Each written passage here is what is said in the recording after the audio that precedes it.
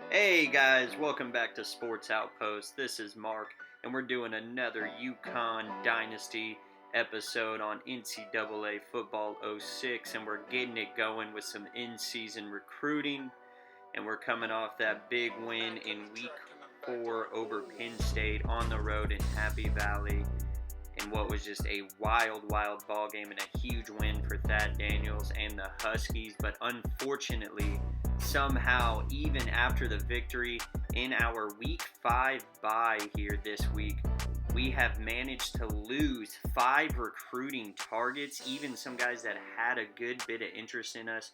They cut us out of their top 5, and we lost them, man. I don't really understand it. We played well, we won, but we weren't able to hold on to all these guys, so we kind of had some points to dish out there.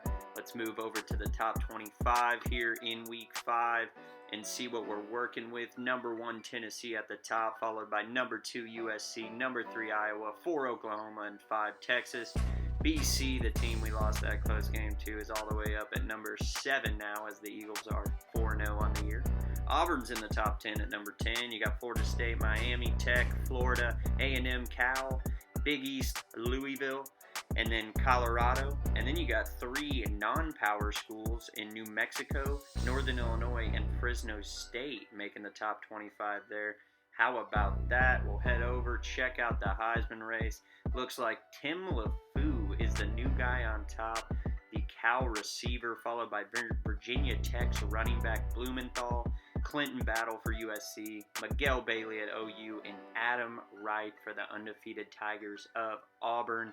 And we are advancing to Week 6 as we look forward to our game in South Bend against the Notre Dame Fighting Irish. It should be a fun one in Indiana. It's a big game for both squads. We're looking to get our 3rd straight victory and our 2nd straight victory against a big-time program. And the Irish are looking to get above 500 here for the first time in 2005. They are a B overall team to our B minus, so it should be a fairly similar game to the Penn State matchup, which means we are in for a good one this week at the historic field in South Bend, Indiana at the University of Notre Dame. And as you can see, the Oregon Ducks actually upset Clinton Battle and the USC Trojans. Let's check out a little bit of in-season recruiting real quick before we dive too deep into that. Somehow, without even playing, we lost another target. We're down to 5 guys. I was hoping, remember, my goal is to get 1 or 2 of these guys, because I heard this is how this in-season recruiting is on NCAA '06. So you got to look at it the best way you can. We're really high on a couple of these guys' lists, and we have a lot of points to work with, so that's good. Hopefully spreading them out like this does not come back to bite me. Let's move over to the top 25 list. Oregon State pulls off another upset over a top 10 team, this time over number 9 Arizona State. Of course, with USC losing to Oregon, Iowa's up to number 2, Oklahoma at 3, Texas at 4, and Virginia Tech at 5, followed by Boston College at number 6. Auburn's up at 8 now, and Florida State and Miami are back in the top 10, followed by Texas Tech. There's USC. They dropped down to number 12. That might severely hurt their chances at a three-peat.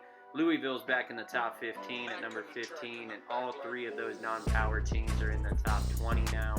Oregon State's in there at number 21. What a start to their season here in 05. Colorado's down to 24 after a tough loss to Miami, and Big East Pitt is back in the top 25 this week at number 25. And Adam Wright is the headliner here in Week 6 for the Heisman race. He is at the top. Then you got Desmond Blumenthal still chilling at 2nd. Clinton Battle drops out. Michael Lumpkin replaces him for New Mexico. Then you got Alex Brown for Florida. And Tim LaFou drops from 1st to 5th, but he is still in there. I just wanted to show you guys, check out our greatest games list here on this profile. And I obviously don't have a lot yet. That BYU-Kentucky game, just ignore that. That's a play now. I played when I just first started this game up just because. But nonetheless, you see our 3 games so far this season with Connecticut. All 3 qualify for ESPN's greatest games. Some absolute classics we have been involved in. And I am looking forward to another classic here this week against the Fighting Irish. We are now ranked 68th in the nation, and them at number 43. It is rainy in South Bend, Indiana. Of course, it is fall. It is Indiana. It is 57. It is chilly, gray skies, but I love it. It's football weather in a football town. You know it's a packed crowd every week here. These people love their Fighting Irish with a passion. And look at those Uconn Huskies coming in with some fury after back-to-back wins. There's Mr. Adams, a.k.a. Brady Quinn, one of the best QBs in the nation. And of course, on the road against a player of that caliber and a team that's a higher overall than us, we are indeed the underdogs for the fourth straight game. But we also win the toss for the fourth straight game, which means we're receiving for the fourth straight game. Let's get into it. Here comes Mr. Harry Spinner. He's got the kick. He's taking it down the right sideline, and it's a nice return to the 30-yard line. Here comes Mangum and Mitchell to get this thing going. Direct snap to Mitchell. He takes it down the right sideline himself, puts a little juke on, and a very nice 25-yard scamper for Mr. Mitchell to get this game going against Notre Dame. Mangum has no one in the backfield. He goes out to pass, and he gets hit and throws it into the ground. It's incomplete. He rushes to the line for 2nd and 10. He tries to run the option with Robertson out of the slot. He only gets one. It's 3rd and 9 already. He's rolling right, and he finds Simpson for a very nice 15-yard gain and a first down. It's 1st and 10 at the Notre Dame 30. Let's see what the Uconn Huskies can do, and he goes deep to Spinner. Mangum to Spinner again. That ball was slightly deflected by the safety over the top, but it didn't matter. We are now down to the Notre Dame 2-yard line. And after that run by Mitchell, we still remain at the 2, and Mitchell gets none again on 2nd down. It's 3rd and goal. Let's see if we can get it in. It's Robertson this time, and he not only gets nothing, he loses about 8 yards on the play, and it's a 27-yard attempt here for Mr. Wright with the crowd rocking. And Wright kicks it up, and somehow it drifts right. We had a very similar miss last week against Penn State, and now it happens again here against the Fighting Irish. Man, we might have a problem on our hands with our kicker Wright if he can't make these short ones, man. That thing just drifted right. And they try to go halfback pass out the gate, and this time they just let Bomar do what he does best. It's a handoff to the right side, and he's going 80 yards to the crib. Wow.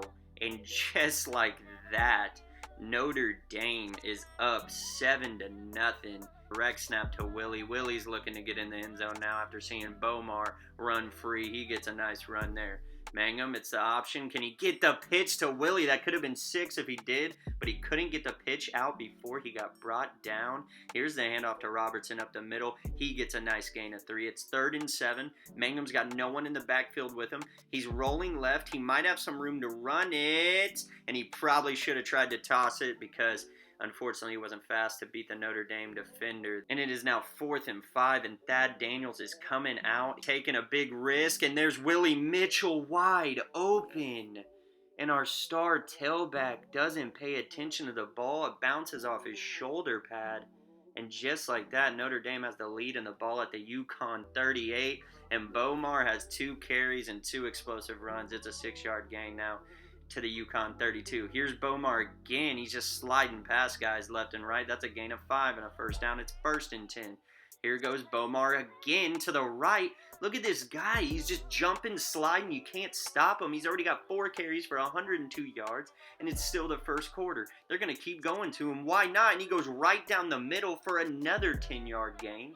It's 2nd and inches, and that's the end of the first quarter. And Anthony Bomar, the star running back for Notre Dame, is dominating the Uconn Huskies right now. Here's Adams throwing it to the left side on the play action to the fullback Sanders, who gets the first. 1st and goal at the Uconn 3-yard line. Adams back to throw. He finds Bomar, but Bomar can't find Pater on this one. But on 2nd and goal, he nearly does, but doesn't again. He's down to the 1. It's 3rd and goal. It's a pitch again, and he gets a great block this time. Runs into the end zone, pounds his chest a little.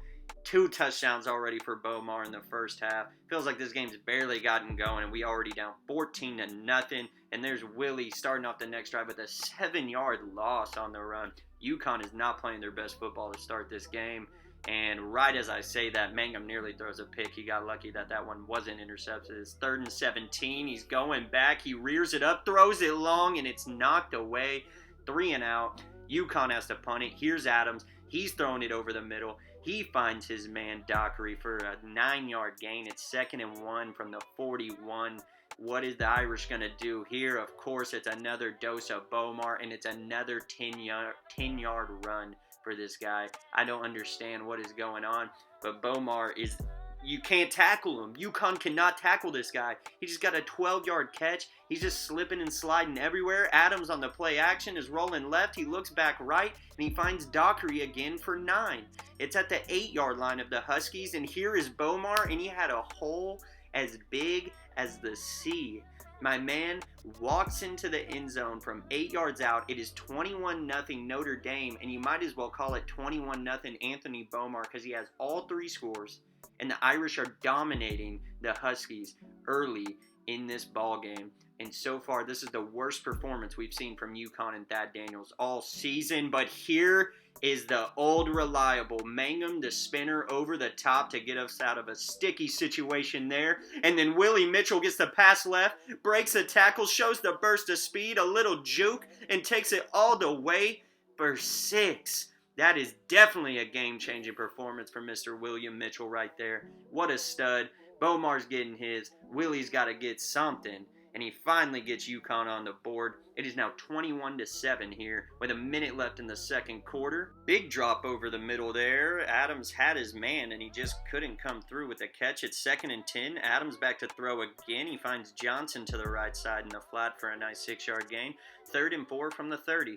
Adams back to throw for the 3rd straight time, and he's got a first down to Shelby. It's now 1st and 10 Irish from the 35, 38 seconds left in the second quarter. Let's see what Adams can do here. He's lining it up, throwing it long, and he throws it right to Jeremy Scott.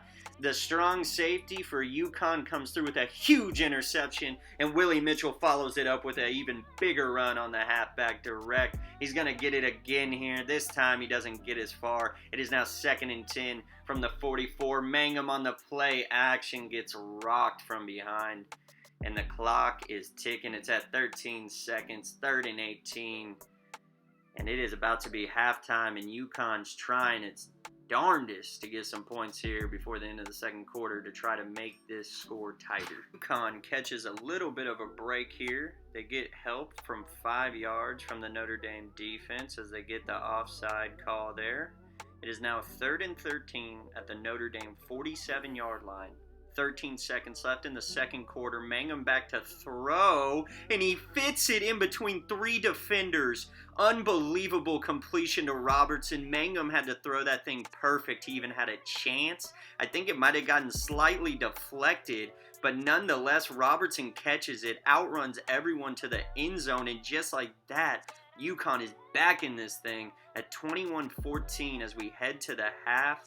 And to start the third quarter, the Irish will have the ball at their own 23-yard line, and I'm sure it's going to be a heavy dose of Bomar, but not yet. Adams rolls right after the play fake, throws it long, and he outthrows everyone down the right sideline. It's 2nd and 10 for Notre Dame. Here comes Adams. He hands it to Bomar, and that is the first time we've stopped Anthony in the backfield all game long. It's a 5-yard loss. Big play by the Uconn defense. 3rd and 15 for Notre Dame and Adams. Let's see what they do here. Adams back to throw. Looking, and he can't find anybody. Uconn comes up with a huge sack on 3rd and 15. Forces the punt to start the second half. Here's McKinney. He gets it. He has space. He's down the right sideline, and he nearly cribs it, but he steps out of bounds. Mangum back to throw it. He's looking long first play. Why not? But a great play by the Notre Dame safety over the top, deflecting that thing out of play. And it is now 3rd down. Mangum back to throw again, and that was just a terrible decision into double coverage. 4th and 14. Uconn going for it again, throwing it long right side. Spinner makes the catch, stumbles over a defender, and falls into the end zone to tie this game at 21-all with 3:13 left in the third quarter. What an unreal completion, and that is another touchdown by Uconn. on the deep ball. That is just absolutely a miracle completion from Mangum, dropping it in between multiple defenders, and that one was on 4th and 14 nonetheless. Notre Dame comes out. They just get the first down on 3rd and 3 there with their fullback Sanders, and they're going back to Bomar here on 1st and 10. The nasty little sidestep, stiff arm, and he's just... No one can tackle Bomar today. He is just slipping off defenders left and right. The spin move to the outside, and he might take it to the house, and he gets shoestring tackled down to the 2-yard line of the Huskies. An absolute amazing run by Anthony Bomar as he continues to put on a highlight reel type of game tonight in South Bend. We stop him on 1st and goal. Here's the 2nd and goal handoff. Sanders gets a little love on this one as they've been using him a lot today. Walks in, 28-21 Irish, and Simpson saves a Mangum interception there with a diving catch. Here's the direct snap to Mitchell. Uconn trying to respond and tie this thing up again. Mangum going long, and he's got Robertson, and no one else is even near him. Mangum didn't have to fit it into that tight of a window this time, and it's a huge touchdown completion from Adam Mangum to Wesley Robertson. That is Mangum's 4th touchdown pass of the game, and it is now 28-all with 2 seconds left in the 3rd quarter here in South Bend. Adams back to throw. He looks right and he overthrows his man. That's going to do it for the 3rd. We're heading to the 4th in a 28-all contest. That has just been another wacky, crazy game between these two very evenly matched squads that are just going back and forward. And here's Willie just coasting around the corner there on the pitch for a first down run. Here's Robertson to follow that up for a couple. The pitch out to Willie on this play, and he gets another nice gain. It's now 3rd and 1 from the 36. Mangum's got no one with him in the backfield. He's looking to throw it in a huge completion to Spinner, who's having a big night here in South Bend. Over the middle, and he's looking for him again, and he just barely overthrows him. It's 2nd and 10 from the Notre Dame 26. Here's the handoff to Mitchell. He's got the left side of the field open. It's a big gain down to the 10-yard line. 1st and goal, Uconn. Here's Willie again. Willie with the nasty stiff arm, and he's down inside the Notre Dame 5 to the 2-yard line. 2nd and goal, I formation. Willie powers it in, doesn't even get brought down, and just like that, it is 35-28 Uconn, and the Huskies have their first lead of the day here in South Bend, and it comes late in the 4th quarter. But here is Mr. Hill for Notre Dame on the following kickoff return. He nearly cribs it. Uconn stops him, but nonetheless, the Irish have the ball inside the Uconn 40, and Adams completes it for 20 yards to Dockery. Bomar gets his first carry of the drive, and it's another big gain for Anthony Bomar. That one's 7 yards. This one is about 5 yards. He's down to the 1-yard line. 1st and goal. Adams looking left. He overthrows his man. 2nd and goal from the 1. Can Uconn get a stop? Bomar's got to be getting the ball here, and he does. And they might have had him, and he just shifts, spins, does whatever he wants. And this guy is putting on one of the greatest performances by a running back in the history of Notre Dame football right now. It is 35-all with 1:40 left in the 4th. Let's see if Willie can put the team on his back for this final drive and clutch it and get the last laugh with fellow elite running back Anthony Bomar, as both these studs backs are putting on a show here today. Mangum back to throw, looking over the middle, and Fafita drops it. That could have been a big completion, but instead it's 3rd and 7. Mangum back again. This time it's Robertson, and he drops it. Back-to-back drops. They were contested catches, yes, but catches that could have been made. But it doesn't matter, because on the first play for Notre Dame of the ensuing drive, Adams overthrows his man again. He has not been throwing the deep ball well today. Perkins takes advantage of it. It's interception number 2 for Uconn's defense. And Uconn will now have a chance to win this game with under a minute left. But it is back-to-back poor play calls from Thad Daniels and Uconn. It's now 3rd and 13 from the 45. Mangum's got no one with him. He throws it right, and it's deflected.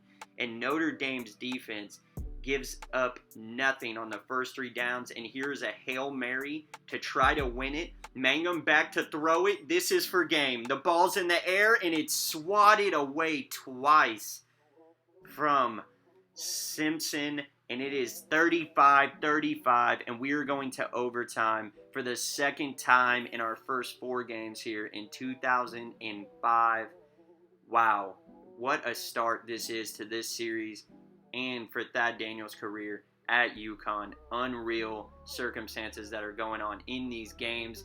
Speaking of unreal, we actually kept Bomar to a minimal gain on that first down play, but of course there is a flag for a face mask, because that's pretty much the only way we've been able to tackle this guy today is if we do something illegal. At this point, I'm surprised no one's pulled out a weapon yet. This guy is just destroying us. We actually get him for a short gain there, but the penalty, of course, helps. It's 2nd and 1. He slides off a defender, jukes another, gets it inside the Uconn 10. I mean, what can you say? This guy is just, he's putting on a show. Nearly juked another guy on the right there. It's 2nd and goal. Bomar breaks another tackle, gets it down to the 1. 3rd and goal, and Notre Dame hands it to Sanders, and he powers his way in for his 2nd rushing touchdown of the game. I want you guys to know that Adams and Notre Dame today in the passing game has only 67 yards passing. They have ran the ball so well with Bomar and Sanders that those 2 guys is all they've needed to have this 42-35 lead over Uconn right now in overtime. And now the Huskies are facing a tough 3rd and 13. Mangum is back to throw. He's fading up Spinner to the right, and Spinner drops it. Wow. I mean, sometimes you can count on him, sometimes you can't. This is ball game. It's 4th and 13. Mangum to throw it, and it's caught by Spinner. Just as I say, sometimes you can't, but sometimes you can. What a bounce-back catch from Harry Spinner. First down, and the Uconn Huskies are still alive. Here's Mangum back to throw over the middle, and he overshoots Spinner. He was looking for Spinner for 6, and he throws it right to the safety's chest. And that's how this game ends in heartbreaking fashion for Uconn. They lose to Notre Dame 42-35 in overtime on the road. They dropped to 2-2 on the year. Notre Dame is now 3-2 here in 2005. And Thad Daniels and the Huskies are going to have a hard time bouncing back from this one. As you can see, some stats on the day. Total offense, we had their number. I mean, passing yards, we absolutely destroyed them. We played the way more balanced attack than Notre Dame, but it just didn't matter because they were so efficient on 3rd down. And they were so efficient in the red zone. 5 of 5 in the red zone is going to beat you every time. And when you got 2 backs, Bomar and Sanders combining for 6 touchdowns, it's going to be tough to beat. We even had them in TOP by 5 minutes, and it just didn't matter. Mangum had the best game of his season thus far, 4 touchdowns. He did have the interception there to end the game, but I mean, the only reason why we even had a chance is because he was completing some insane deep passes. Willie goes 19 for 116. He did as much as he could. It was just Anthony Bomar really just beat us by himself. I mean, the guy had an unreal performance today. It honestly was like nothing I've ever seen. We just couldn't tackle him. I appreciate you guys tuning in. Thank you. See you on the next one.